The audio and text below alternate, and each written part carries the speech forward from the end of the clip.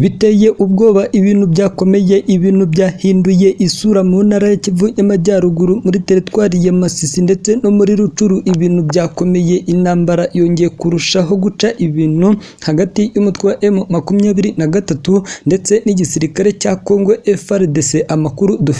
Amakuru duhabwa n'ibinyamakuru bitandukanye, ibyandika ndetse n'ibitangaza ndetse n'imbone zacu, nuko umutwe wa M23 utakibarizwa muri santere ya Kibirizi iherereye muri teritwari ya Rucuru mu ntara ya Kivu y'Amajyaruguru. Amakuru atugeraho aravuga ko mu rukera rwo kuri uyu wa gatanu habaye kurasana gukomeye cyane hagati y'aba FARDC ndetse na M23, ndetse iyi mirwano biravuga ko yatangiye mu masaha ya saa 11 za mu gitondo, ariko mu masaha ya saa sita nibwo ngo abarwanya umutwe wa M23 bari bamaze kuva muri iyi santere ya Kibirizi, bamaze guhunga. Bikavuga ko barimo guhunga amabombe aremereye barimo gusukwaho n'inyeshyamba z'umutwe wa FDLR ndetse n'ingabo z'u Burundi. Amakuru dufite nuko ibirindiro bikomeye cyane by'ingabo z'u Burundi biri mu gace ka Minovo ari byo bikomeje kurekura intwaro ziremereye, ari byo bikomeje guturukamo amasasu menshi, dore ko za ntwaro zo mu bwoko bwa BM za FARDC zirimo kwifashishwa mu kunyanyagiza ibirindiro bitandukanye by'umutwe wa M23, ndetse binanavugwa ko FARDC yaba igiye kongera kumanura indege zo mu bwoko bwa CH4 ku rugamba, kuko ubu iki gihugu cyamaze kwakira izindi drone 3 bivugwa ko zoherejwe n'Ubushinwa, nyuma y'uko Perezida Tshisekedi yari yaragaragaje ko agomba kugura indege 9. Muri izo 9 akaba amaze kugura indege 6, ndetse muri izo 6 ebyiri zose zikaba zarahanuwe n'abarwanyi umutwe wa M23. Aya makuru kandi yagiye ahagaragara, binavugwa ko izi ndege zatwaye amafaranga angana na miliyoni 50 z'amadolari ya Leta Zunze Ubumwe za Amerika, bikangana na miliyoni 64 z'amafaranga y'u Rwanda. Ni ibintu byongeye kugaragaza ko igisirikare cya Congo FARDC gishaka kwirukana umutwe wa M23 bidaciye mu nzira y'ibiganiro, nk'uko abakuru b'ibihugu bagize uyu muryango wa Afurika y'Uburasirazuba EAC bakomeje kwifuza ko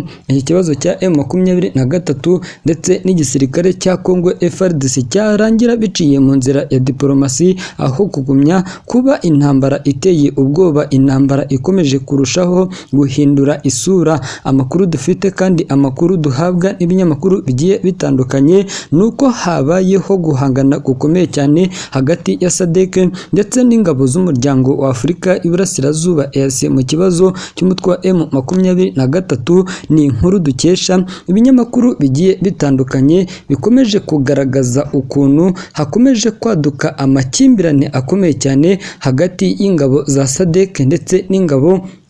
z'umuryango wa Afurika y'Uburasirazuba. Intandaro y'aya makimbirane ngo nuko ingabo za SADC zishyigikiye igitekerezo cya leta y'Kinshasa cyo guhangana n'umutwe wa M23 biciye mu nzira y'igisirikare, mu gihe abakuru b'ibihugu bagize umuryango wa Afurika y'Uburasirazuba EAC bo bakomeje kugaragaza ko batifuza ko iki kibazo cyarangira biciye mu nzira y'intambara, kuko bazi ikiba mu ntambara. Hakomeje kugaragara ihangana rikomeye cyane kandi hagati ya SADC ndetse na EAC, mu gihe Perezida wa Afurika y'Epfo Cyril Ramaphosa akomeje kuzenguruka ibihugu bigize uyu muryango wa Afurika y'Uburasirazuba ngo kugira ngo bimufashe aganire n'abarwanyi umutwe wa M23 babe barekura bamwe mu basirikare bakomeye cyane b'ingabo za Afurika y'Epfo baje kuri ubutaka bwa FARDC mu guhangana n'umutwe wa M23, ndetse abangaba bikavugwa ko bamaze no gufatwa bagafatirwa mu mujyi wa Sake muri teritwari ya Masisi.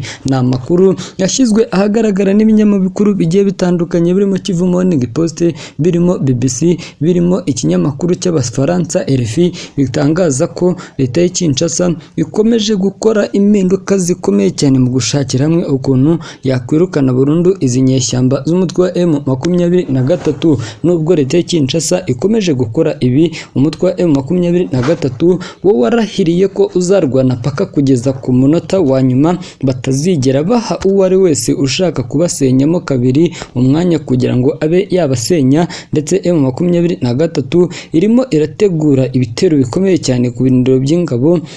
za SADC ndetse M23 twabibutsa ko ikomeje guhura n'akaga gakomeye cyane kuko irakata ahangaha igasanga hashinze ibirindiro by'ingabo za SADC, igakata ahandi ikasanga ibirindiro by'ingabo z'u Burundi, ndetse mu rugamba rwo ku munsi w'ejo bivuga ko ibitero byashegeshe abarwanya umutwe wa M23 ari ibitero by'abasirikare ba Tanzania ndetse n'aba M23 nk'uko tubikesha ibinyamakuru bitandukanye bikomeje kugaragaza ukuntu uburasirazuba bwa Kongo ibintu bimaze gukomera, ibintu bimaze guhindura isura, kuko ubu ngubu nyuma y'uko habarizwaga imitwe irenga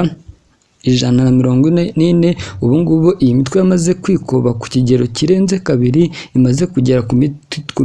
ku mitwe irenga 226. Ibintu byasohotse no muri raporo y'impuguke z'umuryango w'abibumbye zerutse kugaragaza ko ku butaka bwa Repubulika ya Demokarasi ya Kongo uko bwije n'uko bukeye ikibazo cy'umutekano muke gikomeza kurushaho gufata intera ikomeye cyane. Amakuru yacu reka tuyakomereze ku ntambara rukokoma, intambara ikomeje kuvugisha isi yose nyuma y'uko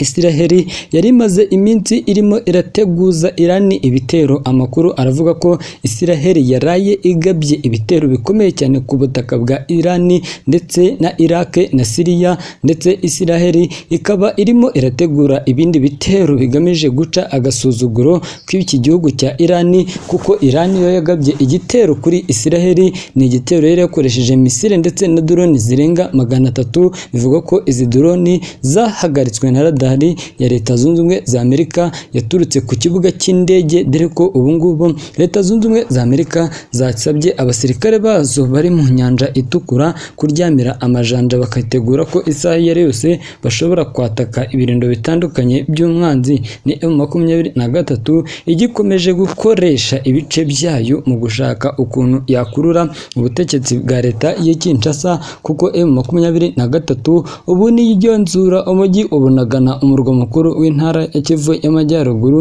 ndetse M23 ikomeje gukora ibikorwa bitandukanye mu rwego rwo gushaka ukuntu yakigarurira abaturage, dore ko izi nyeshyamba za M23 ziherutse kugaragaza ko zizarwana paka kugeza ku munota wa nyuma, ariko batazigera bishimira kubona bakomeje guhangana n'igisirikare cya Kongo FARDC gikomeje gukorana n'imitwe yitwaje intwaro isanzwe ifasha ubutegetsi bw'u Rwanda. Ubu FDLR biravuga ko yamaze kwinjira ku basirikare ba FARDC, kuko bitandukanye kuba wafata umusirikare wo mu FARDC ukamutandukanya n'umusirikare wa M23, kuko imyenda n'imwe ndetse ibikoresho byose bibaranga ni bimwe. M23 iherutse kugaragaza ko ibirimo kubera kuri ubutaka bw'Kinshasa ari amateka akomeye cyane ndetse ari amateka atazibagirana, kuko M23 yo itangaza ko nta kintu yigeze igaragaza ko yaba ikeneye